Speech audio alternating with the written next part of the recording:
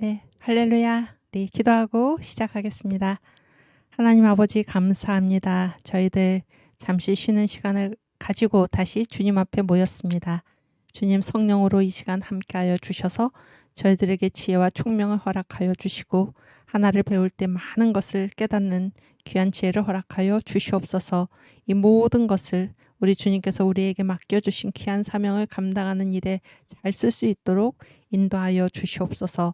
감사하며 예수님의 이름으로 기도하옵나이다. 아멘. 네, 우리 존재냐 사명이냐 그 얘기를 하고 있었는데요. 여기 이거 아까 제가 말씀드린 그 애국사도신경 영문 이걸 한번 보여드릴 테니까. 그래서 그 약간 위에 보시면은 위쪽으로 오면 이제 한글이 있고, 그렇죠. 한글이 있고, 동의하십니까? 딱 이 말 다 기억나시죠? 다시 한번 부탁드립니다. 이번 한 주일 동안에 모든 중심을 당원 가입에 맞추시고, 당원 가입의 중심을 맞추시고 이 일을 실천해 주시기를 간곡히 부탁을 드립니다. 감사합니다. 이렇게 이제 국민행동강령, 이게 애국사도신경이죠. 이렇게 하셨는데 이거를 이제 그 에이미 우리 청교도 신학특강에 이제 미국에서 공부하고 계신 그분이 자원에서 이거를 영어로 이렇게 다 옮기셔가지고 그 댓글에 올려주신 것을 제가 여기에 그대로 이제 복사에다가 붙였습니다. 그래서 맨 아래쪽에 보시면 네 여기 translated by Amy J. Ropa 이렇게 제가 써놨습니다. 그래서 이거를 그 아까 말씀드린 대로 평신도 설교학교 거기 홈페이지에 여러분이 다 보시고 그걸 이렇게 다운로드 받는 시스템인지는 잘 모르겠고 이거를 그래서 그 옛날에 청교도 신학등강 제1기 때 우리가 너라 TV 거기 커뮤니티가 있었잖아요. 네이버에 거기다가 파일 형태로 올려놓을 테니까 여러분께서 많이 이렇게 또 전해주시면 좋겠습니다. 예. 우리 존재냐 사명이냐 이렇게 이제 그 공부를 하고 있었는데 그러니까 사람을 존재로 볼 것인가 사명으로 볼 것인가 물론 다 맞는 얘기지만은 그러니까 우리가 내가 누군가 존재를 중심으로 봤을 때 내가 누구인가 이런 거를 생각하다 보면은 자기를 중심으로 보게 돼 있다 그런 얘기예요. 자기를 중심으로 내가 누구인가. 그러나 사명으로 우리 자신을 보면 항상 나를 누구 앞에서 생각하게 돼 있다는 것입니까? 하나님 앞에서 나를 생각하게 돼 있다 그런 얘기예요. 그래서 이 루시퍼가 타락한 것, 이 천사장, 하나님께서 그를 얼마나 영광스럽게 그렇게 창조를 했는데 이 천사도 다 피조물이잖아요. 그런데 이 천사가 왜 타락하게 됐나? 자기 존재만 생각한 것입니다. 자기 존재만. 자기가 무엇을 위해서 이렇게 창조가 되었는지 하나님께서 자기에게 무슨 일을 맡기셨는지 그런 거를 전혀 생각하지 않고 자기가 누구인가라는 것을 생각하다가 자기의 존재 어떻게 하면 나를 더 높일 수 있을까 하다가 지금 하나님의 보좌를 침범한 왜냐하면 자기 위에 지금 하나님의 보좌가 있었기 때문에 그것을 범한 그러한 것을 우리가 생각을 하면서 우리가 우리를 생각할 때 내가 누구인가 라는 것보다 내가 어떤 사명을 받았는가 사명을 생각하면 우리가 항상 하나님 앞에서 하나님과 관계에서 나를 생각하게 돼 있다. 이런 사실을 우리가 하나 생각할 수 있기를 바랍니다. 그래서 이 루시퍼의 죄, 루시퍼의 창조, 루시퍼의 타락 우리가 이 본문을 같이 읽고 가겠습니다. 일단 루시퍼의 창조 에스겔 28장 12절 말씀 12절부터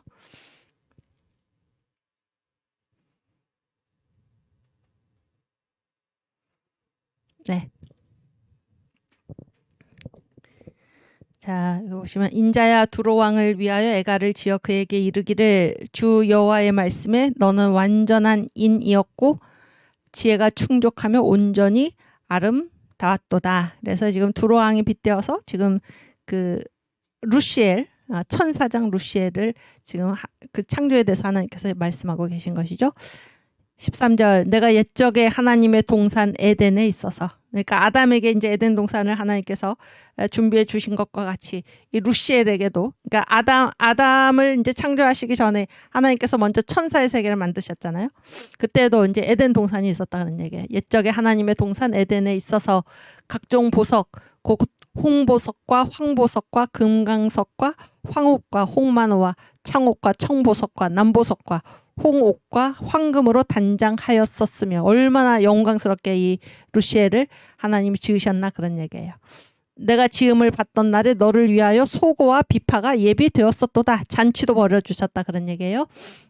14절 너는 기름 부음을 받은 덮는 그룹이며, 천사다 그런 얘기죠. 기름 부음, 대장으로 삼으셨다 그런 얘기고, 내가 너를 세우매. 그러니까 이 루시엘은 자기 스스로 선 게 아니야. 하나님이 세워주셨는데 그런 얘기예요. 하나님이 세워주셨는데 내가 하나님의 성산에 있어서 화광석 사이에 왕래하였도다. 그런 존귀하게 이렇게 짓고 그런 일을 맡기셨다 그런 얘기죠. 그래서 15절 내가 지음을 받던 날로부터 내 모든 길에 완전하더니, 완전하게 하나님께서 지으셨는데 마침내 불의가 드러났도다. 불의가 드러났도다. 16절 내 무역이 풍성함으로 내 가운데 강포가 가득하여 내가 범죄하였도다. 너 덮는 구루바, 그러므로 내가 너를 더럽게 여겨 하나님의 산에서 쫓아내었고 화광석 사이에서 멸하였도다. 그래서 이제 완전히 이 천사의 세계를 하나님께서 심판하신 것이죠. 17절 내가 아름다움으로 내 마음이 교만하였으며 내가 영화로움으로 내 지혜를 더럽혔으며 내가 너를 땅에 던져 열왕 앞에 두어 그들의 구경거리가 되게 하였도다. 그래서 이제 교만, 그러니까 자기 스스로 보니까 이게 너무나 자기가 지혜롭고 아름답고, 그러니까 어떻게 됐습니까? 자기 존재만 생각하니까 교만해졌다는 게, 교만해졌다. 오케이, 또 이사야 14장 12절 말씀.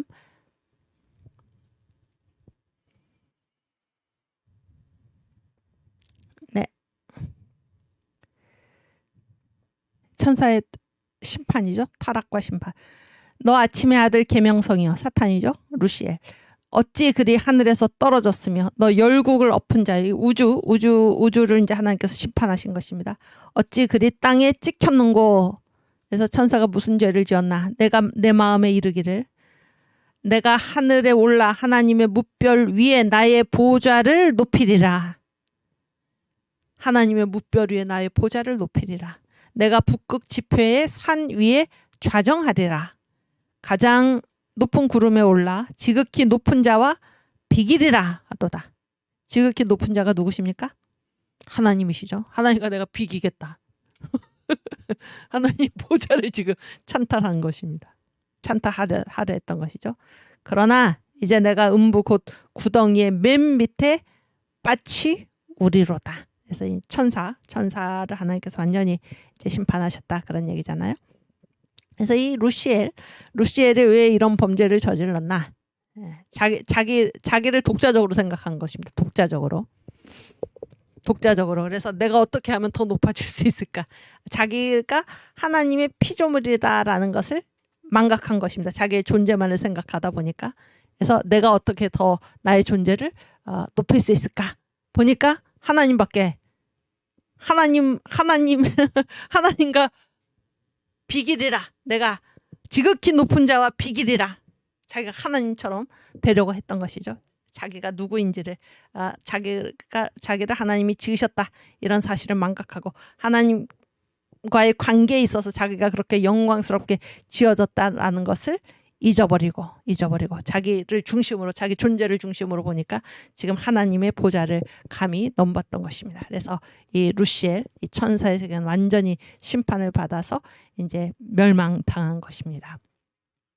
그래서 성경에서 이제 정광 목사님께서 이제 하신 말씀인데, 성경에서 이 루시엘의 죄가 무엇입니까? 한마디로 하면 보좌 찬탈이죠. 보좌 찬탈. 다른 말로 하면 이 정광 목사님의 그 용어인데, 그러니까 이 루시엘이 굉장히 영광스럽게 창조가 됐잖아요. 근데 이 영광은 무슨 영광입니까? 예속된 영광입니다. 예속된 영광. 그러니까 하나님의 영광에 예속되어 있어서 이 질서하에 있을 때 가능한 영광이지 이 질서를 거부하고 자기를 그렇게 영광스럽게 창조하신 하나님께 도전하면은 이 영광을 예속된 영광 하에서만 누리도록 되어 있는 영광이지 독립해서 자기 스스로 갖는 영광이란 있을 수가 없는데 이 사실을 망각하고 이 루시엘이 감히 하나님의 보좌에 지금 도전한 것이다 그런 얘기예요. 그래서 예속된 영광을 거부한 것입니다. 거절하고 내 스스로 독립해서 내가 영광을 취하겠다는 거예요. 독립된 영광을 취하려고 했기 때문에 이제 하나님으로부터 심판을 받은 것이다 그런 건데 성경에서 이 루시엘의 이 죄를 따라간 인물들이 있다 그런 게 전형적인 인물들이 세 사람을 이제 말씀을 하시는데 등장 순서대로 얘기를 하면 누굽니까? 맨 처음에 사울이죠. 사울. 그 다음에 또 누굽니까? 페르시아 아수에로의 왕비 와스디죠. 와스디. 또 누굽니까? 신약에 와서 예수님 말씀 중에 탕자 둘째 아들. 이것이 다 이 루시엘의 죄를 따른 그런 사람들이었다 그런 얘기예요. 그래서 사울은 맨 처음에 굉장히 이제 겸손하지 않았습니까? 겸손하고 그래서 이제 우리 이제 하나님께서 이렇게 지도자 왕으로 세우셨다. 그런데 사울이 막 부끄러워가지고 그 짐들 사이에 숨어 있고 그랬죠. 그렇게 겸손했던 사울이 이제 어떻게 했습니까? 나중에 그 아말렉과의 전쟁이죠. 아말렉과의 전쟁에서 이제 사무엘이 와서 이렇게 제사를 드리도록 되어 있는데 그 제사를 누가 드렸다는 것입니까? 사울이. 그래서 이 자기를 세워준 사무엘, 물론 이제 하나님께서 세우셨지만 사무엘을 통해서 하나님께서 기름을 부으셨잖아요.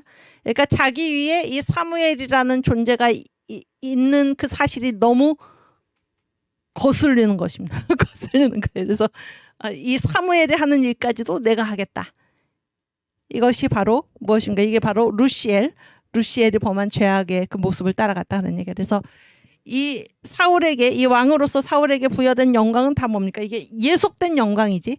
이 영적 질서에 따라서 있을 때 그 자리가 영광을 받는 것이지. 이 예속을 거부하고 자기 위에 하나님이 세우신 이 사무엘을 거부하고 자기 스스로 독립된 영광을 취하려고 했을 때 사울은 완전히 하나님으로부터 버림을 받은 것입니다. 그래서 사무엘이 뭐라고 그럽니까? 순종이 제사보다 낫다. 그러니까 순종이 제사보다 낫다. 그렇죠? 그래서 이제 버림을 받았고 와스디 역시 마찬가지죠. 와스디가 누군지 여러분 아십니까? 그 페르시아의 황후였죠. 아수에로 황제. 아수에로 왕의 이제 그 원래 그 왕비가 그 와스디였고 이 와스디가 이제 폐위가 된 다음에 누가 그 황후로 왕비로 뽑혔습니까? 바로 에스더죠. 에스더. 네, 와스디가 어떤 일을 했습니까? 이제 이 아수에로 왕은 그러니까 제국의 왕이죠. 그래서 굉장히 이제 넓은 그런 나라를 다스리고 있었는데 이제 그 방백들을 다 초청해가지고 자기 이제 그 황후 부인의 아름다움을 이제 이렇게 자랑하고 싶었던 것입니다. 그래서 이제 연애를 베풀고 그렇게 해서 이제 한참 이렇게 흥이 올랐을 때 그 부하에게 신하에게 이제 명령을 내려서 가서 이제 그 왕후를 모셔오도록 이렇게 그래서 이제 이 각 나라에서부터 온 이 방백들에게 이제 자랑을 하고 싶었는데 이제 와스디가 어떻게 했습니까? 자기 딴에 연애를 베풀고 있었습니다. 와스디가. 그래서 이제 왕이 부르니까 오기를 거절한 것입니다. 나는 지금 내가 베푼 이 연애로 너무 바쁘기 때문에 갈 수 없다는 것이죠. 그랬을 때 이 와스디는 자기가 그렇게 황후로서 누리는 그 영광이 어떤 영광입니까? 누구 때문에 일어나게 된 영광입니까? 이 아수에로 왕 때문에 일어나게 된 영광인데 그 영광이 예속된 영광인데 그 사실을 잊어버리고 망각하고 자기 스스로 독립된 영광을 가지려고 했다가 이제 어떤 일을 당하게 됐습니까? 그 왕후의 자리에서 폐위가 돼가지고 쫓겨나는 그러한 결과를 낳게 된 것입니다. 그렇죠? 이제 루시퍼의 죄악을 지금 따라간 것이다 그런 얘기예요. 탕자 역시 마찬가지입니다. 탕자가 몇째 아들인가요? 예수님의 비유 중에 나오죠. 탕자가 몇째 아들입니까? 둘째 아들이잖아요. 둘째 아들이 어떻게 했습니까? 집을 나갔죠. 아버지가 멀쩡히 살아계신데 유산을 달라. 유산은 언제 받는 것입니까? 유산은 아버지가 돌아가신 다음에 유산을 받는 것이다. 아버지가 멀쩡히 살아계신데 유산을 당당하게 요구해가지고 나갔죠. 왜 나갔을까요? 아버지의 권위가 싫은 것입니다. 자기 위에 아버지라는 존재, 그 영광에 예속되기가 싫어서 지금 집을 나간 것입니다. 만약에 우리가 어떤 일을 감당하면서 우리가 만약에 어떤 영광이 있다. 영광이 우리에게 주어진다. 모든 영광은 하나님께 돌리도록 되어 있는데 우리가 하는 일에 어떤 영광이 주어진다라고 했을 때 그 영광은 혹시 있을 수 있다면 그 영광은 반드시 어떤 영광입니까? 예속된 영광입니다. 예속된. 하나님께서 세우신 질서, 그 질서 안에 각자의 자리로 들어가서 거기에서 주님의 일을 감당할 때 거기에서 어떤 영광이 주어지게 되죠. 그런데 그 일은 어디에서 오는 영광인가? 하나님께로부터 하나님이 주시는 하나님의 일을 감당할 때 주님께서 우리에게 선물로 주시는 그런 것임을 우리가 알아야지. 이것이 예속된 영광인 것을 알고 예속된 영광에서 머물러야지. 이것을 하나님과 관계없이 내가 스스로 영광을 취하겠다라고 하면은 우리는 다 누구의 길을 걷게 되는 것입니까? 루시퍼의, 사울의, 이 와스디의, 이 탕자의 길을 걷게 되어서 반드시 하나님께서는 독립된 영광을 추구하는 자들을 가만두지 않으신다는 얘기. 심판하시고 정죄하시고 심판하시고 완전히 없애 버리시는 것입니다. 그래서 이 예속된 영광이라는 말을 여러분 기억하시기를 바랍니다. 그래서 이 예속된 영광을 다른 말로 지금 우리가 얘기했을 때 그것이 무엇입니까? 존재가 아니라 사명이다 그런 거예요. 우리의 본 모습은 존재가 아니라 사명이다. 사명이라는 거는 사명을 주신 분이 계시다 그런 거예요. 사명을 주신 분이 계시다. 그래서 내가 하는 이 일은 내가 나의 영광을 위해서 지금 이 일을 하고 있는 것이 아니라 나에게 사명을 주신 우리 주 하나님께 영광을 돌리기 위해서 내가 이 일을 하고 있는 것이다. 그러니까 내가 이 일을 하면서 어떤 영광을 사람들로부터 칭찬과 격려를 받을 때 이것은 다 어디서부터 오는 것인가? 나에게 이 일을 맡겨주신 하나님이 계시기에 가능하다. 이 예속된 영광을 우리가 추구를 해야지. 하나님과는 관계없이 내가 이 일을 감당하면서 그 오는 영광을 내가 차지한다. 안 됩니다. 영광은 하나님께 올려드리고 복은 하나님께서 우리에게 내려주시는 것입니다. 이 사실을 꼭 기억하시길 바랍니다. 그래서 존재가 아니라 사명으로 우리 자신을 볼 수 있기를 바랍니다. 아멘. 네, 아까 그 파워포인트 다시 보여주시면 그러니까 지금 이 광화문 애국 운동을 하는 데 있어서도 요즘 만약에 여기에 이간하고 분열하는 그러한 세력, 이게 바로 사탄의 세력이죠. 사탄은 뭐 분열시키는 영이죠. 분열. 서로 이간하고. 왜 사람들이 이간하고 분열합니까? 왜 그런 사탄의 유혹에 넘어가기 쉽습니까? 뭐를 추구하기 때문입니까? 하나님이 세우신 이 영적 질서를 무시하고 내가 대장되고 싶은 거죠. 내가 대장되고 싶고. 그러니까 하나님께서 각각 맡겨주신 사명의 다름을 인정하지 않고 그런 얘기입니다. 사명의 다름을 인정하지 않고 하나님께서 이끌어 가시는 이 질서를 인정하지 않고 다 내가 그 자리에 그 지도자의 자리에 내가 가야지. 예, 저 사람이 나보다 나은 것이 무엇이냐. 이렇게 하나님이 하시는 일이 중요한 것보다 자기의 영광을 드러내는 일이 중요하다라고 생각을 할 때 우리는 이런 분열에 휩싸이게 되고 서로 각각 기들고 독립운동 하게 돼 있고 그런 것입니다. 여러분, 우리의 이름을 내는 것이 지금 중요합니까? 지금 이 나라가 지금 어떤 상태인데 내가 이 운동 하노라 하는 것이 중요합니까, 여러분? 한 마음 한 뜻이 되어서 그리스도의 몸된 교회의 한 떡이 되어서 하나님이 보내주신 위치에서 나에게만 맡겨주신 그 일, 영광스러운 그 일, 다른 누구는 할 수 없는 그 일을 충성스럽게 감당할 때 하나님께서 우리에게 크신 은혜와 상급으로 갚아주실 것입니다. 독립된 영광이 아니라 예속된 영광임을 우리가 늘 생각해야 할 것입니다. 우리가 이 일을 하는 것은 내가 하는 것이 아니요 주님께서 나에게만 맡겨주신 이 일을 한다. 그 자체가 가장 큰 영광이 되는 것입니다. 그것을 우리가 생각할 수 있기를 바랍니다. 사명, 역사는 사명이다. 이렇게 얘기할 수 있죠. 역사는 사명이다. 사명을 중심으로 우리가 우리 스스로를 바라보고 다른 사람도 마찬가지입니다. 내가 다른 사람을 인정할 수 있는 것은 하나님께서는 나에게 이 사명을 주셨듯이 다른 사람에게는 그만이 할 수 있는 사명을 주셨다라는 사실을 인정하면 우리가 어떤 한 사람 인정하지 못할 사람이 없습니다. 다 각각 다른 일을 하나님으로부터 부여받아서 하는 것입니다. 그 사람 아니면 할 수 없는 독자적인 사명이 그에게 있고 나 아니면 할 수 없는 독자적인 사명이 나에게 있는 것입니다. 그래서 우리가 다 각각 누구의 일을 하는 것입니까? 하나님의 일을 하고 있다라는 것을 알 때 우리가 왜 저 사람이 나보다 더 높은가? 또 내가 어떻게 이렇게 큰 일을 나에게 주셨나? 나는 이렇게 감당할 자격이 없는데 이러한 이 두 전혀 다른 자세잖아요. 전혀 다른 자세. 그러한 오류에 우리가 빠질 리가 없다라는 것입니다. 하나님께서는 나에게만 이 일을 맡겨주셨다는 거예요. 그리고 하나님께서 그 사명을 맡겨주셨을 때 그 사명을 감당할 수 있는 능력을 이미 나한테 주셨다라는 것입니다. 그래서 사명은 곧 능력이다. 우리가 이런 거를 이제 생각하게 되는 것입니다. 시편 16편 6절 말씀 같이 읽고 가겠습니다.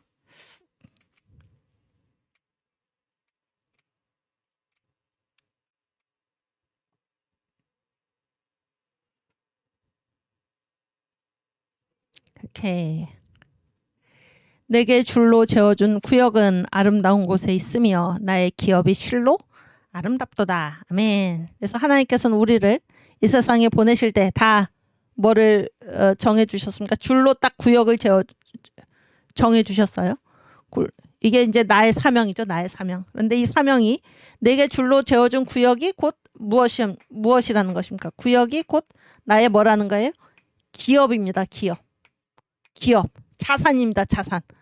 그래서 이거는 나한테 줄로 딱 재어주셨잖아요. 다른 사람한테 주신 것이 아닙니다. 이것이 우리 사명의 본체입니다. 사명은 곧 능력이요. 사명이 곧 기업이다 그런 얘기예요. 그래서 하나님께서 나에게 이 사명을 주셨다는 것은 이미 나에게 이 사명을 감당할 수 있는 자산, 능력을 다 주셨다라는 사실을 깨달으시고 다른 사람의 사명을 부러워한다든지 아니면 나에게 주어진 이 사명을 과소평가한다든지 혹은 너무나 나에게 주어진 사명이 크다라고 생각한다든지 아닙니다. 하나님께서는 내가 할 수 있도록 이미 감당할 능력까지 주셨다라는 사실을 기억하시고 하나님께서 내게 주신 사명, 나한테만 주신 사명, 이 사명이 얼마나 고귀하고 값진 것인가. 하나님께서 나를 믿고 나에게만 이 사명을 주셨다라고 했을 때 우리가 어떤 자세로 이 역사를 살아가야 할지를 생각하게 되는 것입니다. 아멘. 우리 나의 영원하신 기업 찬송 같이 부르겠습니다.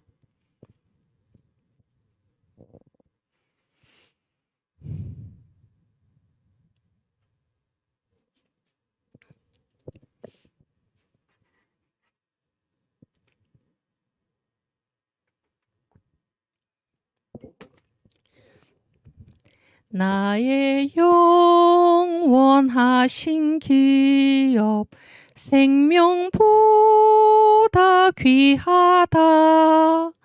나의 갈 길 다가도록 나와 동행하소서. 주께로 가까이 주께로 가오니 나의 갈 길 다가도록 나와 동행하소서. 세상 복이 아니함과 모든 명예 버리고 험한 길을 가는 동안 나와 동행하소서.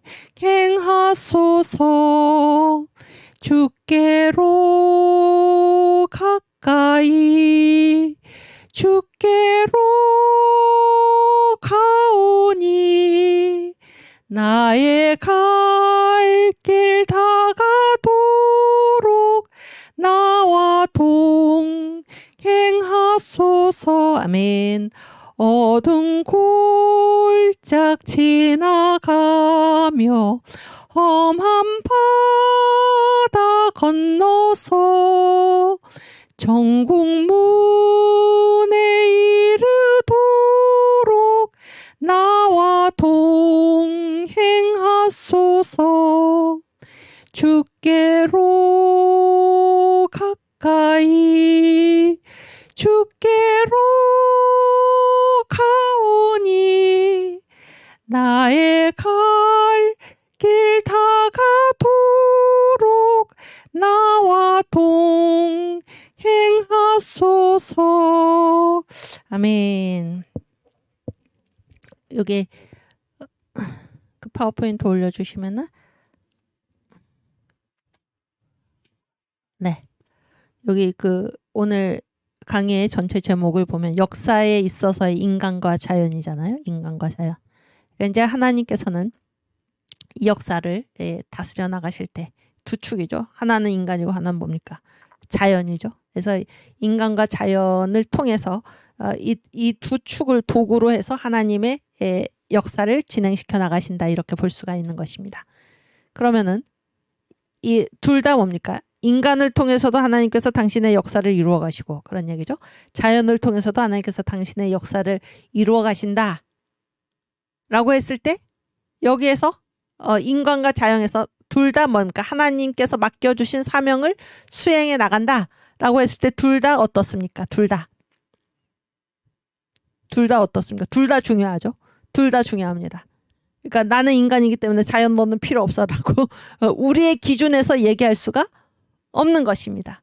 다 각각 다른 모습으로 하나님의 지금 섭리를 수행해 나가고 있는 것입니다. 그래서 인간이 인간의 기준에서 자연을 하찮게 여기거나, 혹은 뭐 자연이 만약에 자연의 기준에서 인간을 하찮게 여기는 그런 일이 있을 수가 없습니다. 그래서 우리가 사명의 관점에서 봤을 때, 우리 거기서 이제 비롯되는 우리의 태도는 무엇인가?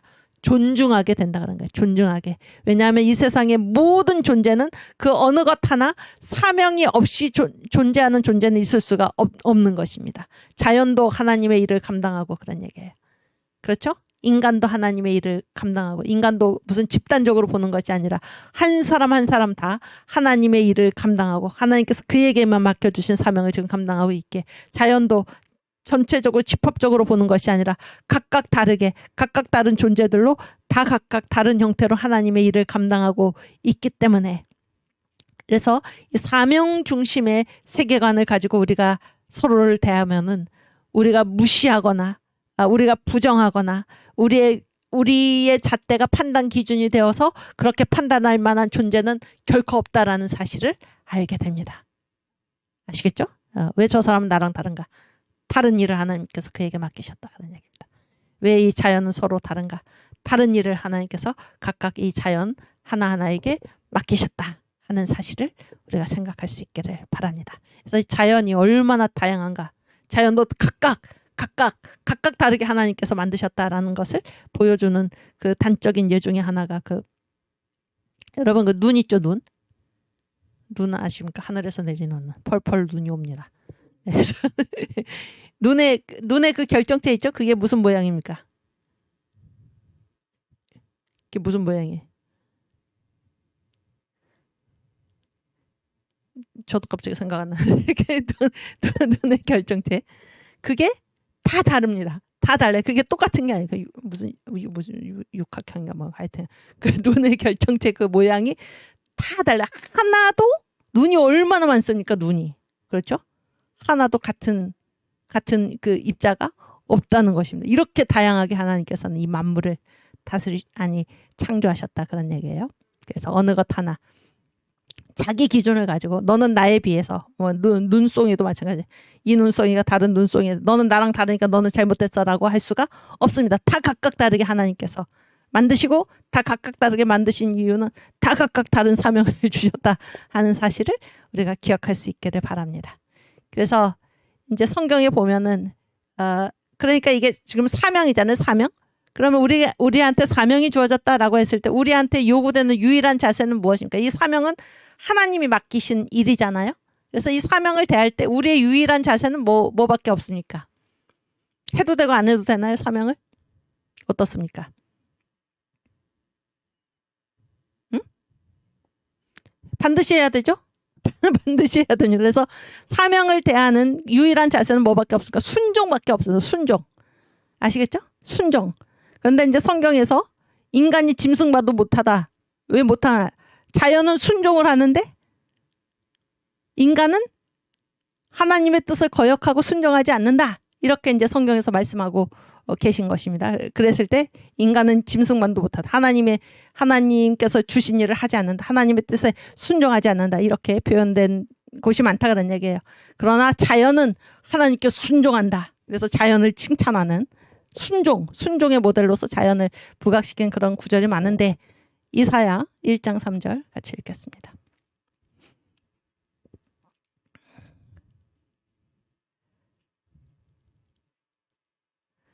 여러분, 네, 함께 봉독하겠습니다. 소는 그 임자를 알고 나귀는 주인의 구유를 알건만은 소가 누구를 알아본다는 건 임자가 누굽니까? 임자가 누구예요? 응? 여러분. 남편이 자기 아내를 부를 때 임자 이렇게 부르는데 그 임자가 아니고 소는 그 임자를 알고 자기 주인을 안다 그러니 자기 주인을. 나귀도 자기 주인의 구유를 알건만은. 그러니까 짐승은 다 하나님 알아본다 그런 얘기예요. 주인을 알아본다. 이스라엘은 지금 누구를 알아보지 못합니까? 자기 주인을 알아보지 못한다. 소도 주인을 알아보고 나귀도 주인을 알아보는데 이스라엘은 자기 주인을 알아보지 못한다. 나의 백성, 다 내 백성인데 내가 이들의 주인데 하나님인데 나의 백성은 깨닫지 못하는도다 하셨도다. 그러니까 이스라엘이 하나님의 백성이 지금 누구만 또 못한 것입니까? 소보다 못하고 그런 얘기예요. 나귀보다 못하다. 여기서 소와 나귀는 순종의 모델로서 이렇게 보여지고 있고 그러나 이스라엘은 하나님을 거역하고 하나님을 자기 주인을 알아보지도 못하고 제멋대로 이제 살아가고 있는 것이다. 그런 얘기죠. 1장 4절. 바로 밑에 슬프다. 범죄한 나라요. 허물진 백성이요. 행악의 종자요. 행위가 부패한 자식이로다. 그들이 여호와를 버리며 이스라엘의 거룩한 자를 만홀히 여기 멀리하고 물러갔도다. 그들이 주인을 알아보지 못하고 아버지를 알아보지 못하고 이스라엘의 거룩한 자를 업신여기고 범죄하고 이것이 바로 범죄죠. 행악의 종자. 행위가 부패한 자식. 하나님께서 이렇게 순종하지 않는 하나님의 뜻과 의지의 견해에 속해서 살아가지 않는 이 자들을 하나님께서 이렇게 무섭게 지금 꾸짖고 계신 것입니다. 오케이, 또 아까 그 파워포인트에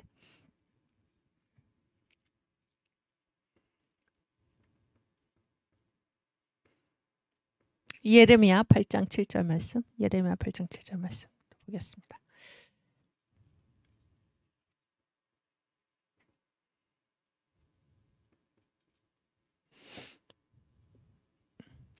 네, 공중의 학은 그 정한 시기를 알고 반구와 제비와 두루미는 그 올 때를 지키거늘 내 백성은 여호와의 규례를 알지 못하도다 하셨다 하라. 그래서 이 공중의 학 알죠? 학, 반구, 제비, 두루미 다 뭐를 압니까?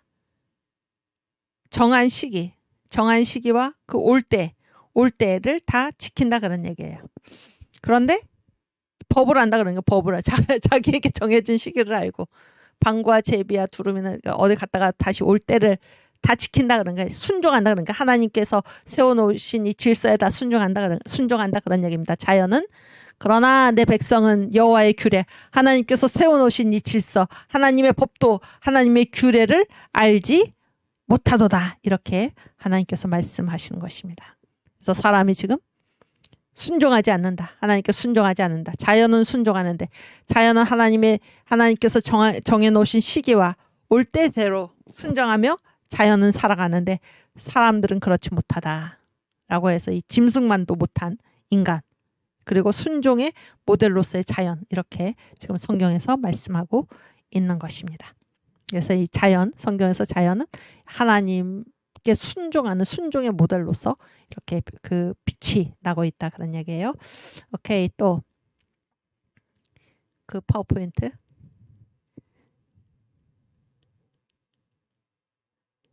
띄워주세요. 그래서 이제 인간과 자연은 이제 어떻게 바라봐야 되나? 인간이든 자연이든 다 뭐라는 것입니까? 각각 하나님 사역의 한 도구이다 하는 것을 이제 우리가 기억하고, 이게 사명론을 중심으로 사역, 하나님의 일의 한 부분을 감당하고 있다. 하나님 섭리 수행의 도구이다. 이런 관점을 중심으로 우리가 인간을, 다른 사람도 보고 또 자연도 보고 이렇게 할 수 있기를 바랍니다. 그래서 여기 성경 말씀 하나씩 찾아보겠는데, 누가복음 12장 24에서 27절.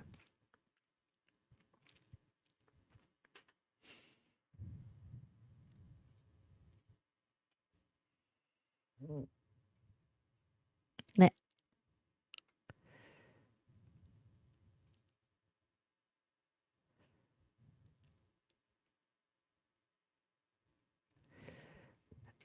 네, 같이 읽겠습니다. 까마귀를 생각하라. 심지도 아니하고 거두지도 아니하며 골방도 없고 창고도 없으되 하나님이 기르시나니 너희는 새보다 얼마나 더 귀하냐. 또 너희 중에 누가 염려함으로 그 키를 한 자나 더할 수 있느냐. 그런즉 지극히 작은 것이라도 능치 못하거든 어찌 그 다른 것을 염려하느냐. 백합화를 생각하여 보아라. 실도 만들지 않고 짜지도 아니하느니라. 그러나 내가 너희에게 말하노니 솔로몬의 모든 영광으로도 입은 것이 이 꽃 하나만 갖지 못하였느니라. 네, 여기 이 말씀들을 보면 자연도 다 누가 먹이고 입히고 기르십니까? 하나님께서. 인간도 누가 입히고 먹이고 기르십니까? 하나님께서. 그러니까 하나님께서 자연도 인간도 다 주님께서 돌보고 계시다, 그런 얘기예요. 그러니까 하나님이 돌보시지 않는, 하나님이 다스리시지 않는, 하나님이 지탱하지 않으시는 그런 것이 이 역사에 있을 수가 없다라는 사실입니다. 네. 또 성경 말씀이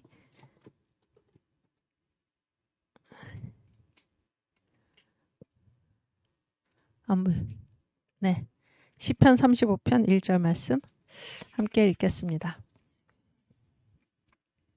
광야와 메마른 땅이 기뻐하며 사막이 백합화같이 피어 즐거워하며 무성하게 피어 기쁜 노래로 즐거워하며 레바논의 영광과 갈멜과 사론의 아름다움을 얻을 것이라. 그것들이 여호와의 영광 곧 우리 하나님의 아름다움을 보리로다. 그래서 이 자연도 다 하나님의 섭리 수행의 한 도구로서 지금 빛이 나고 있다, 그런 얘기입니다. 또 시편 19편 1절에서 4절 말씀. 하늘이 하나님의 영광을 선포하고 궁창이 그 손으로 하신 일을 나타내는도다. 그래서 다 하나님을 드러내고 있다, 그런 게 자연도. 날은 날에게 말하고 밤은 밤에게 지식을 전하니 언어가 없고 들리는 소리도 없으나 그 소리가 온 땅에 통하고 그 말씀이 세계 끝까지 이르도다. 하나님의 해를 위하여 하늘의 장막을 베푸셨도다. 그래서 이 모든 자연이 하나님의 영광을 드러내고 또 하나님께서 돌보고 계시다, 그런 얘기예요. 인간이든지 자연이든지 하나님께서 돌보고 계시고 또 하나님께서 이들을 통하여 주님께서 이 역사를 다스리고 계신다 하는 사실을 우리가 오늘 같이 공부하고 있습니다. 오케이. 그래서 이제 이게 존재로 사람이든지 자연이든지 이 역사 안에 있는 모든 존재를 존재로 볼 것인가 사명으로 볼 것인가 하는 것은 완전히 다른 문제다라는 것이고, 그러니까 요즘 이제 이 가정이 지금 굉장히 어떻습니까? 심각하죠. 가정의 해체, 가정의 위기. 그래서 이렇게 아름다운 온전한 가정, 하나님께서 이 가정을 굉장히 아름다운 그런 공동체로 세우셨는데 그것들이 다 깨어져 나가고 있고, 이제 이런 것들을 이제 우리가 생각하면서 왜 그렇게 됐을까라는 것을 한번 생각해 보는 거죠. 왜 그렇게 됐을까라고 했을 때 이 존재와 사명을 여기도 적용할 수 있는 것입니다. 만약에 아버지가 집에서 자기 자신을 이제 존재로 생각하는 것입니다. 나는 아버지다. 아버지. 그래서 아버지의 어떤 권리만을 만약에 주장을 한다. 그런 얘기죠. 또 엄마도 마찬가지. 나는 엄마다. 또 자식은 나는 자식이다.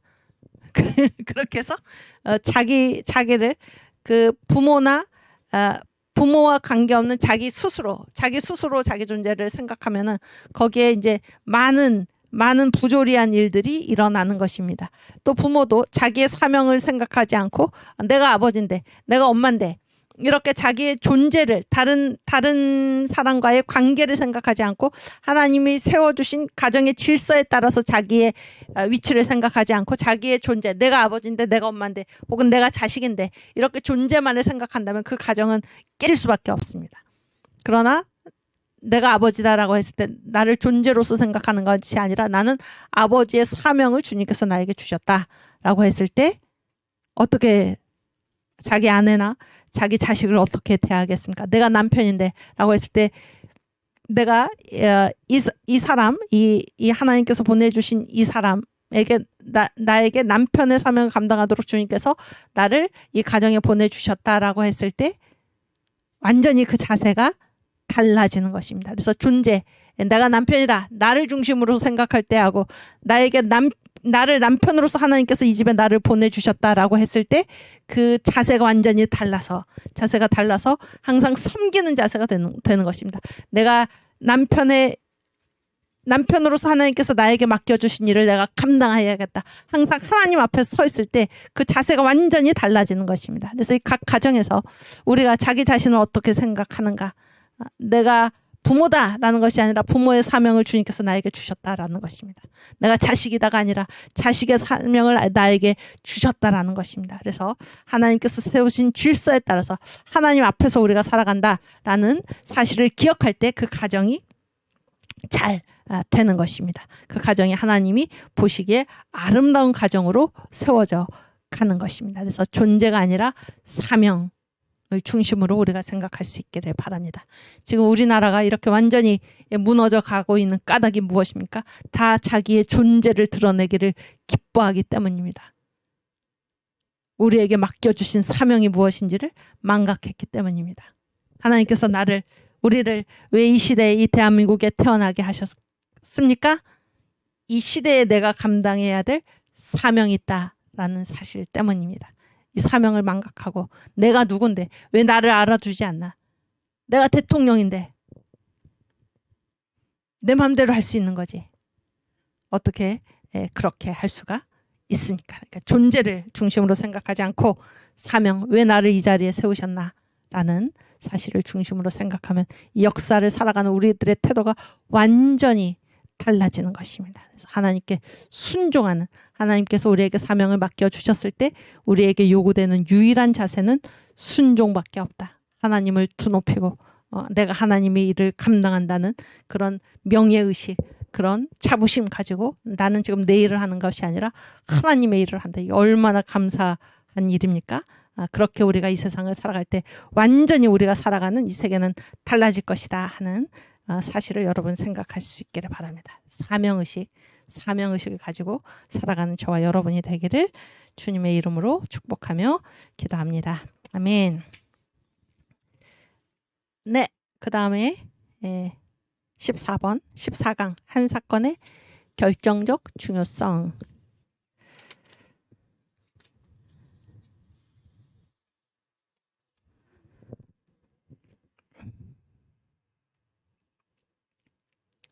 그래서 이제 한 사건이 결정적으로 중요하다 그 얘기를 지금부터 하겠는데요. 아까 우리가 이제 그 제2장의 제목이 뭡니까? 역사적 사실과 그 현상이죠. 역사적 사실과 그 현상. 그래서 역사적인 과거에 있었던 어떤 한 사건이 그 현상 지금 그 사건의 결과로서 결과가 지금 이루어지고 있다 그런 얘기예요. 지금 이루어지고 있다. 그런데 그 사건의 그 결과, 지금 이루어지고 있는 그 결과가 어느 정도인가, 그것이 아무리 작은 사건일지라도 결정적인 중요성을 갖는다 그런 얘기입니다. 옛날에 일어났던 그 한 작은 사건이 지금에 와서 결정적인 중요성을 갖는다. 이것이 바로 성경이 우리에게 보여주는 역사관이다 그런 얘기예요. 욥기 8장 7절 말씀 함께 읽겠습니다.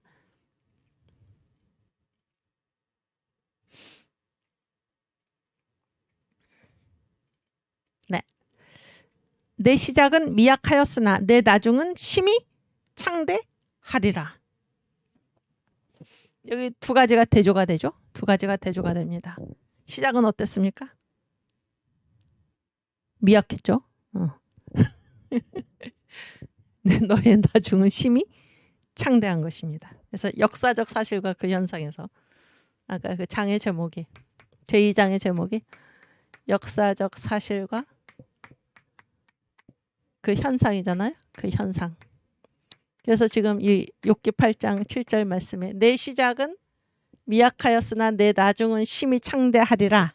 그래서 내 시작은 미약하였으나가 내 시작은 미약하였으나 내 나중은 심히 창대하리라잖아요. 그러면 어디가 과거입니까? 두 개 중에서.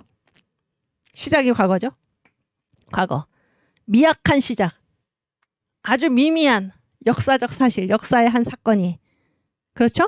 나중에 심히 창대하다. 이것이 심히 창대해서 이 현상에 해당하는 것이 어디입니까? 나중이죠. 역사적 사실에 해당하는 것이 시작이잖아요. 그렇죠? 과거에 있었던 한 미약한 미미한 사건, 내 시작은 미약하였던 그 미약한 그 시작이 심히 창대한 나중, 창대한 중대한 결과를 가져온다 그런 얘기. 이게 성경이 우리에게 보여주는 역사관입니다. 아시겠죠? 과거에 있었던 어떤 일도 그것이 반드시 지금 영향을 미친다 그런 거예요. 어느 정도로?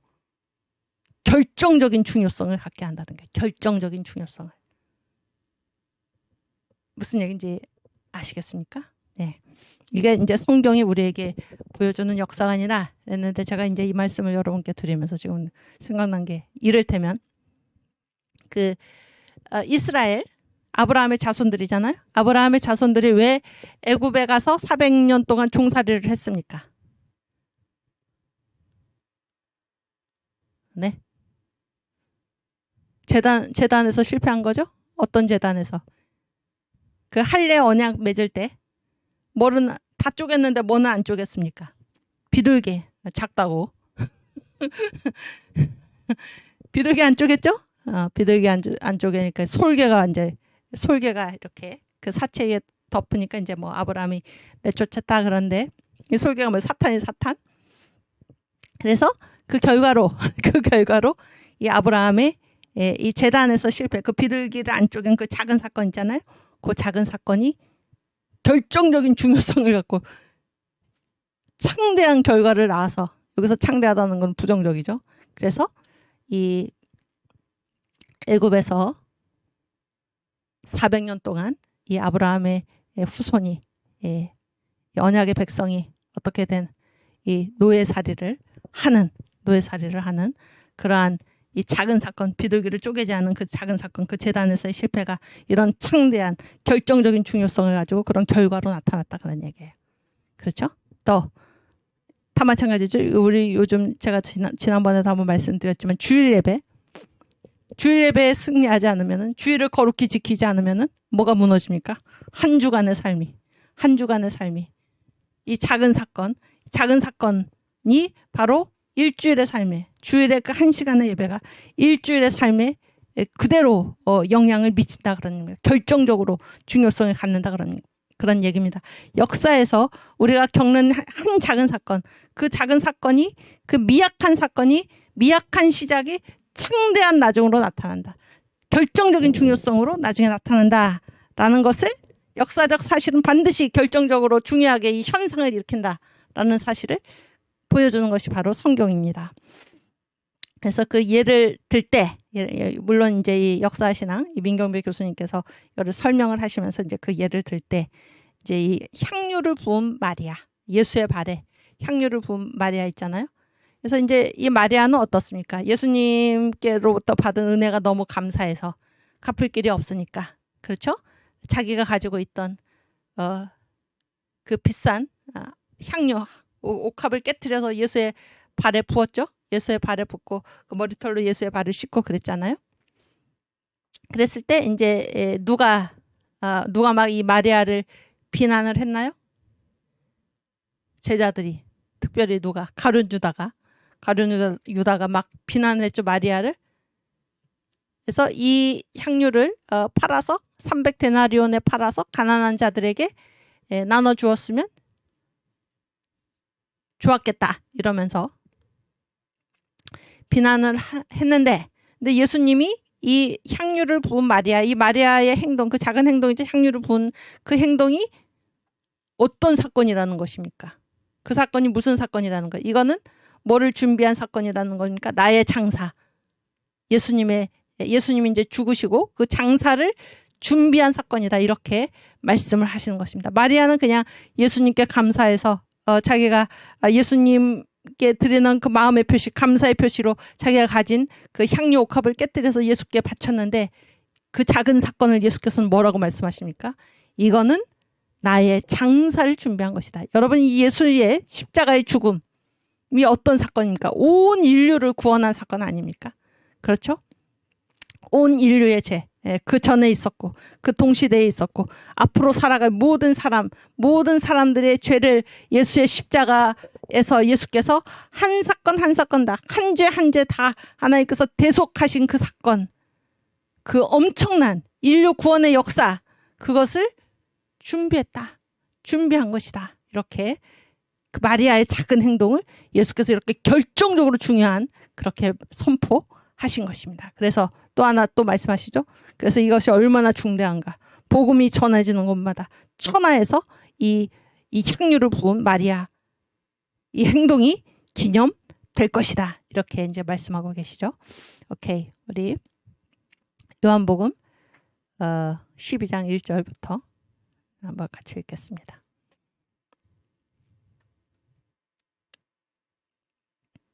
네, 좀 밑에 보면 조금 내려가서 3절.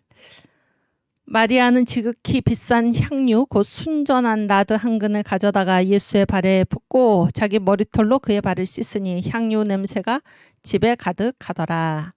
제자 중 하나로서 예수를 잡아줄 가룟 유다가 말하되 이 향유를 어찌하여 300데나리온에 팔아 가난한 자들에게 주지 아니하였느냐 하니, 이렇게 말함은 가난한 자들을 생각함이 아니요 저는 도적이라 돈꾀를 맞고 거기 넣는 것을 훔쳐감이러라.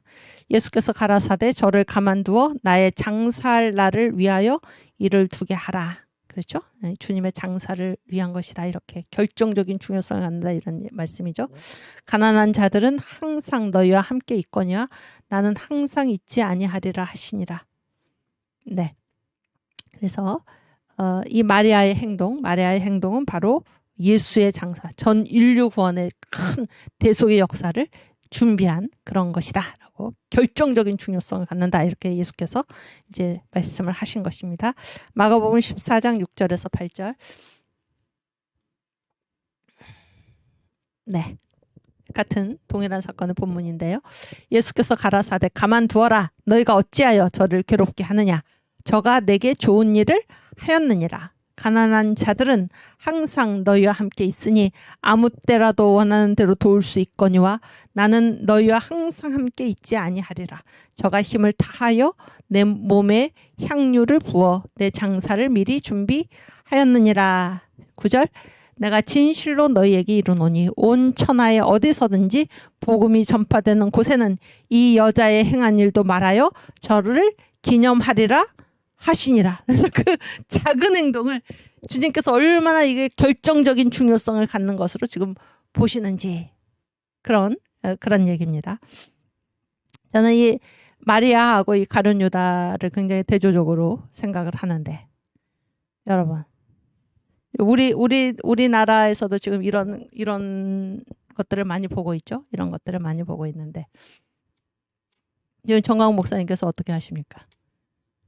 네, 이 나라를 지금 살리기 위해서 예수 한국 복음 통일을 지금 이루기 위해서, 그래 그 길에 지금 그 길을 가로막고 있는 이 주사파 정권, 하나님을 대적하는 이 사탄의 정권, 마귀 사탄의 정권이죠. 이 짐승의 정부, 짐승의 몸, 이것을 하나님의 뜻과 완전히 반대되잖아요.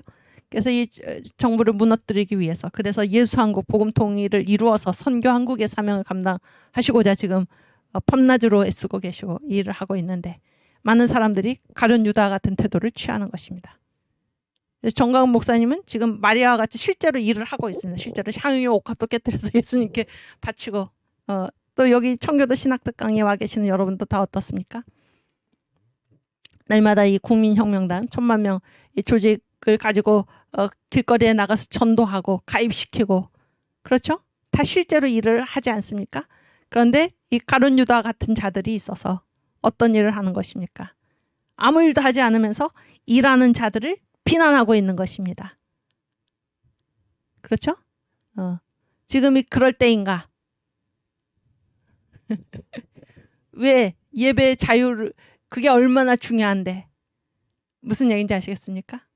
동성애, 이슬람 차별금지 이런 것을 막는 것이 얼마나 중요한데, 부정선거 이거를 막는 것이 얼마나 중요한데 라고 해서 자기들은 아무 일도 하지 않으면서 비판만 하고 있는 것이, 비난만 하고 있는 것입니다. 왜 지금 그 향유 옥합을 깨뜨려서 예수의 발에 붓느냐? 그렇게 비싼 거를 가지고 팔아서 300데나리온에 팔아서 가난한 자들에게 나눠 주어야 되지 않겠는가? 아무 일도 하지 않으면서 일하는 자들을 비난하는 이런 가룟 유다, 마리아를 비난하는 가룟 유다, 일하는 마리아를 아무 일도 하지 않으면서 비난하는 이 가룟 유다와 같은 태도를 보이는 자가 지금 없습니까?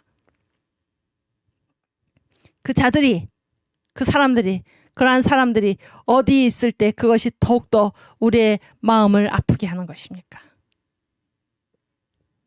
우리를 대적하는 저 주사파 정부, 한국교회를 탄압하는 주사파 정권에 있는 것이 아니라 오히려 교회 안에, 예수의 제자 안에 가룟 유다와 같이 아무 일도 하지 않으면서 일하는 자를 비난하는, 그렇다고 자기가 지금 도울 것도 아니면서, 그렇죠, 자기는 아무 일도 안 하면서 무슨 명분을 내세워서 왜 허비하느냐 이렇게 말하는 그 사람들이 아닙니까? 그렇죠? 가룟 유다의 그런 주장이 진실을 하려면 어떻게 해야 됩니까? 가룟 유다는 실제로 자기의 무엇을 팔아서 가난한 자들에게 나눠 주어야 할 것입니다. 그러면 아마도 할 말이 있었을 것입니다. 근데 그렇게 하지 않으면서, 또 성경은 뭐라고 얘기하고 있습니까? 가난한 사람들 정말로 생각한 것이 아니라 저는 도둑이라. 돈깨, 가룟 유다 회개죠, 회개. 돈깨에서 자기 쓸 것을 채워서 쓰는 그런 인물이다, 이렇게 성경이 말하고 있지 않습니까? 우리 역시 마찬가지입니다. 우리는 일하는 마리아가 되어야지 가룟 유다의 그러한 일을 해서는 안 됩니다. 그래서 아무 일도 안 하면서 일하고 있는 자를 비난하고 꼬투리를 잡고 비판하고 발목을 잡고 흔들고 그런 일을 해서는 안 될 것입니다. 여러분, 일하는 마리아가 되시기를 바랍니다. 일하는 마리아.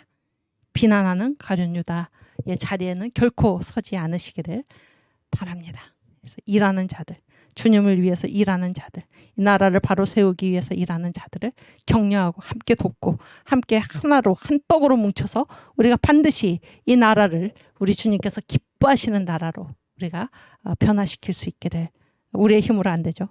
우리가 열심히 일을 할 때 주님께서 우리를 통해서 하나님께서 이루시고자 하는 일을 반드시 이루실 것입니다. 아멘. 그래서 지극히 작은 한 사건이 결정적인 중요성을 갖는다 생각하시기 바랍니다. 우리가 순종하면 하나님 우리의 작은 순종을 통해서 거대한 역사를 이루시는 줄 아시기 바랍니다. 그래서 한 가지부터, 지극히 작은 것 하나부터 우리가 순종할 수 있기를 바랍니다. 그럼 주님께서 거대한 그분의 역사를 이루실 것입니다. 제가 오늘 그 마가복음 4장부터 6장까지 읽었는데, 제가 이제 하루에 가정 예배 드리면서 이제 성경을 3장씩 이렇게 읽고 주일날은 5장 읽고 그러면은 1년 동안 이제 한 번을 읽을 수 있다. 이제 그런 주기에 따라서 그렇게 읽고 있는데, 오늘 성경 말씀에 보니까 그 스스로 자라나는 씨의 비유 그런 게 있어요. 천국은 무엇과 같으냐? 천국은 이제 사람이 밭에 갔다가 이제 뿌려놓은 씨앗과 같다. 그래서 이 사람은 알지 못하지만 이 땅이 스스로 열매를 맺게 한다. 그래서 결국 누가 하십니까? 하나님이 하시는 것입니다. 하나님이. 그런데 사람이 무엇을 했습니까? 사람은 갔다가 씨를 뿌린 것입니다. 이게 우리의 작은 순종입니다. 하나님이 하라고 하면 됩니다. 그러면은 누가 스스로 열매를 맺게 이끌어 가십니까? 주님께서 우리의 작은 순종을 통하여 주님께서 그분의 거대한 일을 이루시는 것을 우리가 생각해야 할 것입니다. 일하는 말이야. 내게 있는 작은 향유 옥합을 주님께 바치는 것. 이것이 우리가 할 일입니다. 나머지는 주님께서 주님의 일을 이루어 가시는 것입니다. 그래서 순종. 우리의 작은 순종은 결정적인 중요성을 가지고 올 것입니다. 아멘. 또 이런 본문의 말씀이 또 뭐 여러 군데 많은데요. 지극히 작은 자 하나에게 한 것이 곧 내게 한 것이다. 이게 최후 심판의 비유죠. 마태복음 25장 40절 말씀 함께 우리가 보겠습니다.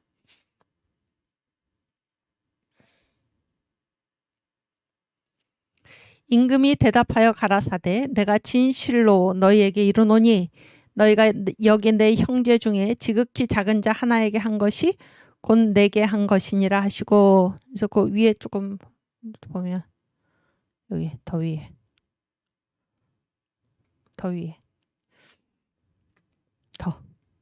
우리 이 본문을 한번 같이 다 읽겠습니다. 25장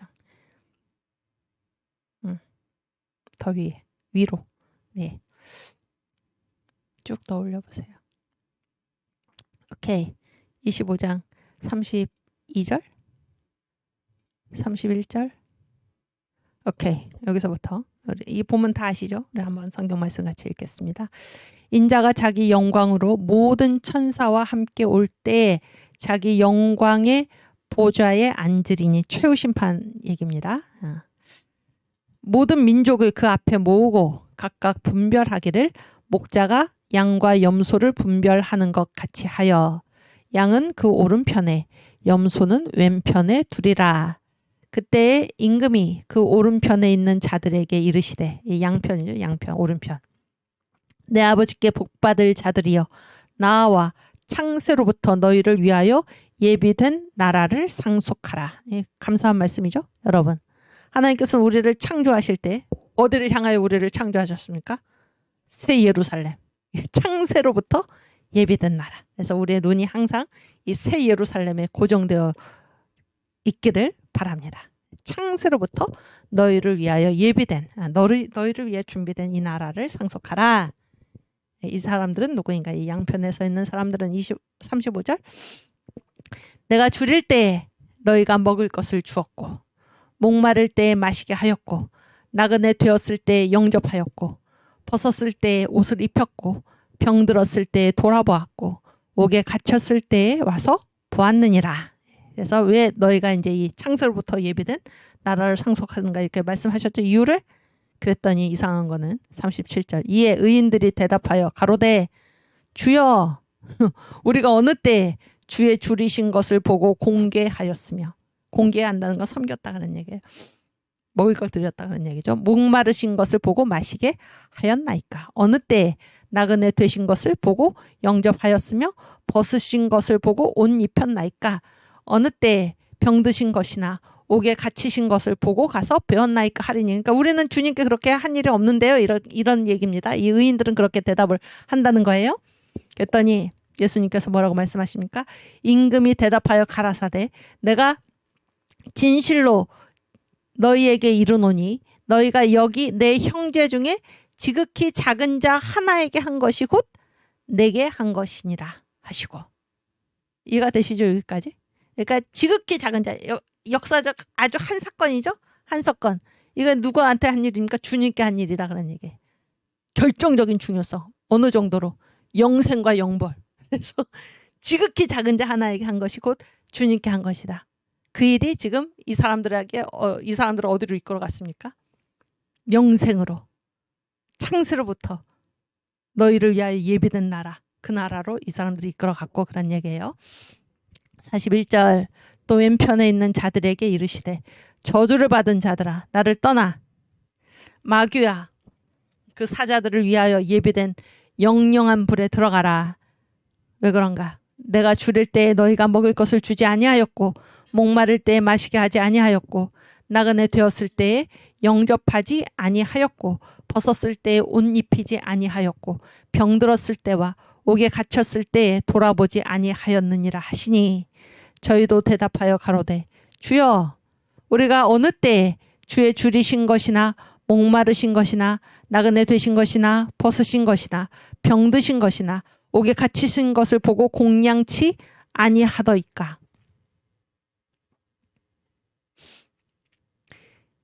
이에 임금이 대답하여 가라사대 내가 진실로 너희에게 이르노니 이 지극히 작은 자 하나에게 하지 아니한 것이 곧 내게 하지 아니한 것이니라 하시리니 저희는 영벌에 의인들은 영생에 들어가리라 하시니라. 아멘.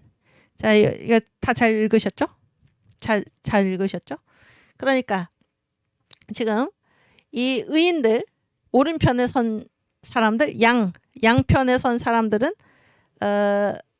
지극히 작은 자 하나, 그러니까 주님께서 말씀하시기를 너희들은 다 나한테 했다. 그러니까 내가 헐벗었을 때 먹을 거 주었고 목마를 때 마실 거 주었고 옥에 갇힐 때 찾아왔고 병들었을 때 나를 이제 찾아왔다, 그런 얘기잖아요.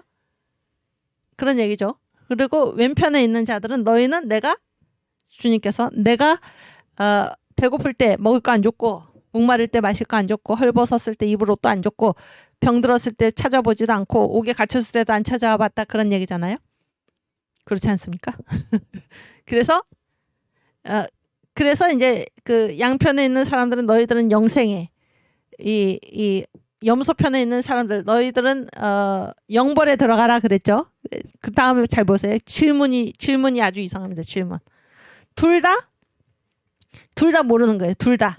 우리가 언제, 양편에 있는 사람들은 뭐라고 질문합니까? 질문을 잘 봐야 되는데 양편에 선 사람들, 의인들은 뭐라고 질문합니까? 우리가 언제 주님을 섬겼습니까? 그런 얘기예요. 우리가 언제 주님을 섬겼습니까?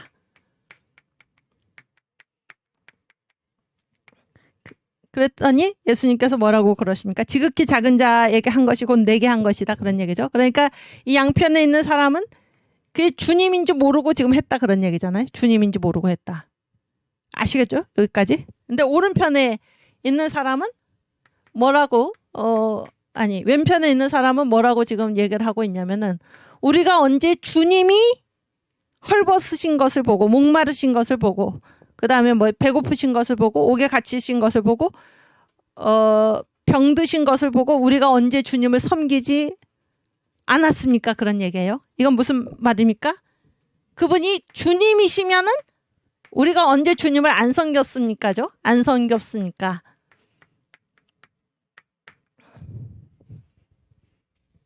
안 섬겼습니까? 그랬더니 이제 예수께서 지극히 작은 자 하나에게 하지 않은 것이 곧 내게 하지 않은 것이다는데 이 질문이 완전히 다릅니다. 그러니까 오른편 의인들은 우리가 언제 주님을 섬겼습니까? 그런 얘기죠. 자기는 주님을 섬긴 일이 없다, 그런 얘기죠. 이 염소편에 선 사람들은 우리가 언제 주님을 안 섬겼습니까? 그런 얘기예요. 무슨 얘기인지 아시겠어요? 그러면은 그 왼편 염소편에 쓴 이 악인들은 뭡니까? 주님인지 알았으면 우리가 안 섬겼겠습니까? 이런 얘기예요. 무슨 얘기인지 아시겠어요? 주님이신 줄 알았으면, 우리가 주님께서 헐벗으신 것을 보았으면 우리가 섬기지 않았겠습니까? 이런 얘기고, 무슨 얘기인지 아시겠죠?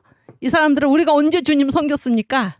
그러니까 그 대상이 주님이든지 아니든지 다 섬겼다, 그런 얘기예요. 여기는 주님은 우리가 섬기는데 주님이 아니기 때문에 우리가 안 섬겼다, 그런 얘기 아닙니까? 이해가 되시죠? 무슨 얘기인지. 우리가 지금 공부하고 있는 과목이 역사와 신앙인데 이 사람들은 그게 주님인지도 모르고 우리가 언제 주님 섬겼습니까? 이렇게 말할 정도로 매사에 지극히 아무리 작은 것 하나라도 그게 다 누굽니까? 주님을 대하듯이, 그런 얘기예요. 역사하고 신앙은 동일하게 본 것입니다. 역사하고 신앙은. 그래서 어느 것 하나 빠지지 않고 매사에 하나님 앞에서 살아가듯이 섬기면서 살아간 것입니다. 지극히 작은 자 하나에게 주님을 섬기듯이 한 것입니다. 그랬더니 주님께서 뭐라고 말씀하십니까? 그 작은 일이 곧 누구를 섬긴 것입니까? 이 역사의 주인인 나를 섬긴 것이다. 그래서 너희들은 그 지극히 작은 자 하나에게 한 것이 곧 내게 한 것이다. 한 작은 사건이 결정적인 중요성을 가져서 어디에? 영생에 들어가라. 그런 얘기입니다.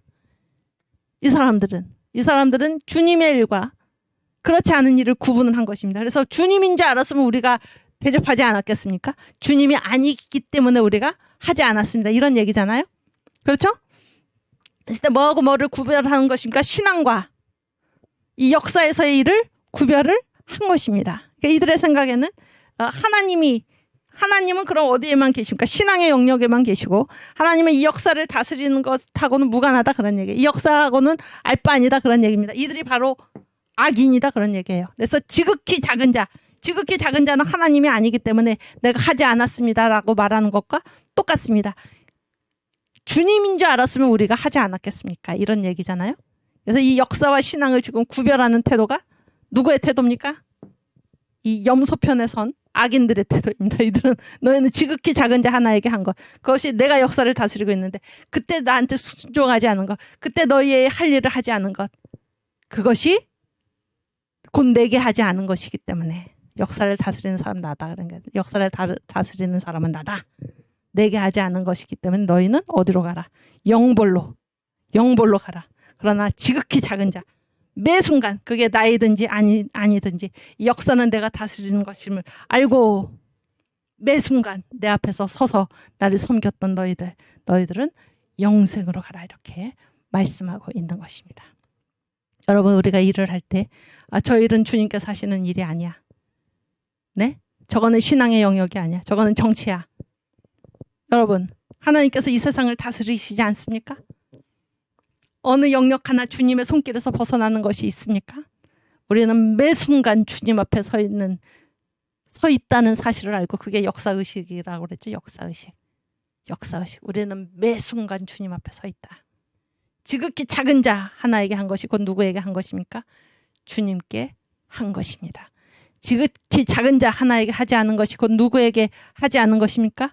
주님께 하지 않은 것입니다. 이 사실을 기억할 수 있기를 바랍니다. 그래서 역사에서 한 작은 사건, 거기 내가 순종했는가, 순종하지 않았는가, 내가 하나님 앞에 서 있다는 사실을 알고 늘 두려움과 떨림으로 우리가 살아갔는가, 아니면 이 일은 하나님이 아니야, 하나님이 이런 일에 계실 리가 없어 라고 해서 무시하고 지나쳤는가, 그것이 곧 뭐를 결정할 정도로 영생과 영벌을 결정할 정도의 결정적인 중요성을 갖는다라는 사실을 기억하시기를 바랍니다. 아멘. 오케이. 또 그 레위기 19장에서 23장, 일단 레위기 19장을 한번 보여주시면.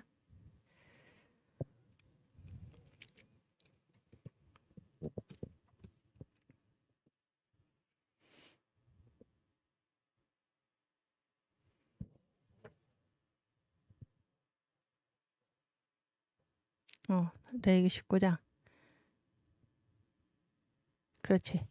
19장 그 3절 한번 볼까요? 3절. 너희 각 사람은 부모를 경외하고 나의 안식일을 지키라. 나는 너희 하나님 여호와니라. 또 한 뭐 잠깐만요.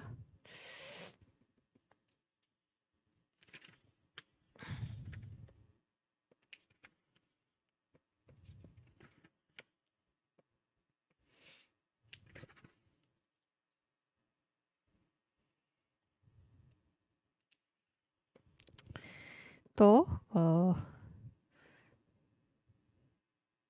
23장이 어딘가에 나는 너희 하나님 여호와니라 그런 말이 어디 나오나요?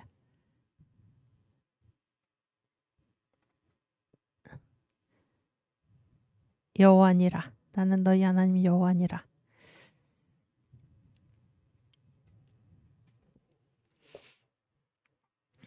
22절. 오케이. 22절. 너희 땅에 곡물을 벨 때에 밤 모퉁이까지 다 베지 말며 떨어진 것을 줍지 말고 너는 그것을 가난한 자와 객을 위하여 버려두라. 나는 너희 하나님 여호와이니라. 그래서 여러분 이 레위기 19장에서부터 23장까지는 다 이제 뭐에 관한 그 법인가 하면 인간관계에 관한 법입니다. 인간관계에 관한 법. 그런데 아까 우리가 19장 3절에서 읽었듯이 거기에 다 뭐로 끝납니까?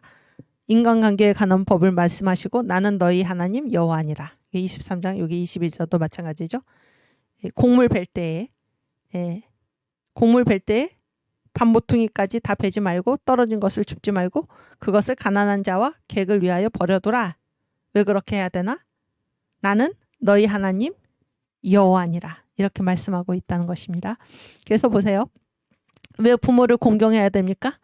내가 너희 하나님 여호와이기 때문에. 그래서 부모를 공경하는 그 지극히 작은 일이잖아요. 지극히 작은 일. 그것이 결정적인 중요성을 갖는데 어떤 결정적인 중요성을 갖나? 그 일을 행하면 너희는 내가 너희 하나님 여호와로서 나를 경외하는 것이고 그 일을 행하지 않으면 그 작은 행동 하나를 하지 않으면 너희가 나를 경외하지 않는 그런 결정적인 중요성을 갖는다 그런 얘기입니다. 이해가 되시죠? 또 땅에 곡물을 벨 때 추수할 때 이제 곡물을 뱉잖아요. 곡물을 벨 때 밥 모퉁이까지 다 베면 안 됩니다. 그리고 또 이렇게 곡식단을 가지고 오다가 이렇게 흘릴 수 있죠. 그래서 떨어진 것이 있을 수 있잖아요. 그런 거를 줍지 말아라. 왜 줍지 말아야 하는가? 가난한 자와 객을 위하여서 버려두라. 왜 그렇게 해야 됩니까? 왜 그렇게 해야 되나요? 가난한 자와 객을 위해서 그렇게 하는 게 아닙니다. 왜 그렇게 해야 되냐면은 내가 너희 하나님 여호와이기 때문에 그렇게 하라는 것입니다. 그래서 너희가 나를 하나님 여호와로서 섬기면은 내 말을 들어라 그런 얘기입니다. 그 일을 하지 않으면 그 작은 일을 순종하지 않으면 너희는 결정적으로 나를 너희의 하나님으로 섬기지 않는 것이다 그런 얘기예요. 그러니까 다시 말하면 이 인간관계의 법이잖아요. 레위기 19장부터 23장까지가 사람 사이에서 어떻게 법을 지키면서 살 것인가. 인간관계의 법을 말씀하시면서 그 구절 끝마다 지금 뭐라고 하고 계시냐면 나는 너희의 하나님 여호와니라 그런 얘기예요. 그러니까 우리가 하나님을 믿고 하나님 우리의 여호와를 인정하는 그 신앙이 어디에서 드러나도록 되어 있다는 것입니까? 하나님을 섬기는 것과 전혀 비교할 수 없을 정도로 하찮은 내가 다른 사람을 어떻게 대하는가, 내가 내 부모를 어떻게 대하는가. 이건 인간관계잖아요. 사람과 사람 사이의 문제. 하나님을 섬기는 것에 비하면 아무것도 아니잖아요. 근데 이 지극히 작은 사건 하나에서 그 사람이 하나님을 섬기는가, 이런 거대한 이런 결정적인 중요성을 이 사람이 이거를 중요하게 생각하는가 안 하는가가 미미한 인간관계에서 어떻게 행동하는지에 따라서 이게 결정된다 그런 얘기예요. 이해가 되십니까? 그러니까 사람을 대할 때 이거는 하나님을 우리가 섬기는 거하고는 비교할 수 없는 거죠. 사람을 어떻게 대하는가는 미미한 거잖아요. 그렇죠? 근데 이 미미한 것이 어떤 결정적 중요성을 갖는가. 내가 주님께서 명하신 대로 인간관계에 주님의 법대로 내가 준행을 하면은 나는 하나님을 섬기는 자가 되고 결정적인 중요성을 갖는 것이죠. 내가 이 인간관계, 미미한 인간관계에서 하나님의 말씀대로 내가 하지 않으면 나는 어떤 결정적인 중대한 실수를 범하는 것입니까? 죄악을 범하는 것입니까? 하나님을 섬기지 않는 그런 죄악을 범한다 하는 것입니다. 이해가 되시죠? 이것이 인간관계의 법을 말씀을 하시면서 그 끝마다 나는 너희 하나님 여호와니라, 나는 너희 하나님 여호와니라 이렇게 주님께서 말씀하고 계시는 그러한 이유입니다. 아시겠죠? 그래서 이제 우리가 다른 사람을 어떻게 대하는가 아까 얘기했죠. 지극히 작은 자 하나에게 우리가 어떻게 하는가. 그것이 뭐를 나타냅니까? 우리 신앙. 과연 내가 하나님을 경외하는가, 경외하지 않는가. 결정적인 중요성을 가진 그 일을 드러낸다 하는 것입니다. 그래서 우리의 모든 신앙, 우리가 하나님을 섬기고 하나님을 존귀히 여기고 하나님을 경외하는 그런 모든 일은 어디에 나타나도록 되어 있습니까? 이 역사에 나타나도록 되어 있다는 얘기예요. 그래서 역사하고 신앙은 하나가 아니라, 둘이 아니라 하나다 그런 얘기입니다. 역사 없이 신앙이 없다 하는 것입니다. 역사 없는 신앙은 없다 그런 얘기예요. 우리의 모든 신앙은 어디에 나타나도록 되어 있습니까? 역사에 나타나도록 되어 있습니다. 우리가 주님을 섬기노라, 나는 주님께서 기뻐하시는 일을 나도 원하노라 하면서 우리가 아무 일도 지금 하고 있지 않다면은, 아무 일도 하지 않는 것을 넘어서서 지금 일하고 있는 자를 온갖 꼬투리를 잡아서 비난하고 있다면은 우리가 과연 하나님을 섬기는 것입니까? 생각해야 할 것입니다. 역사 없이 신앙이 없습니다. 신앙과 역사는 한 몸입니다. 우리가 하나님을 믿습니까?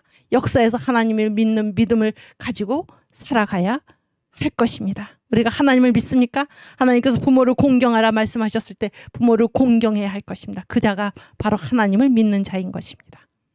그렇죠?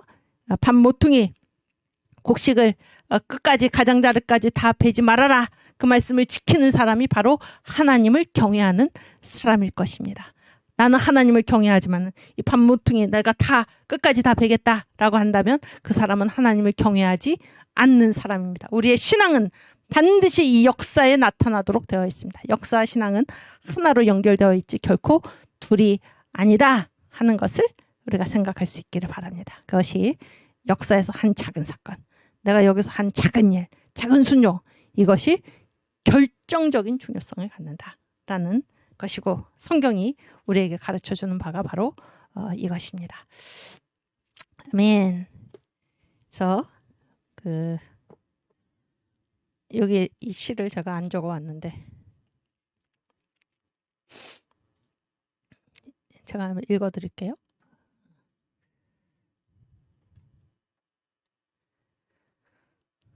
알프레드 테니슨이라는 시인이 쓴 시인데요.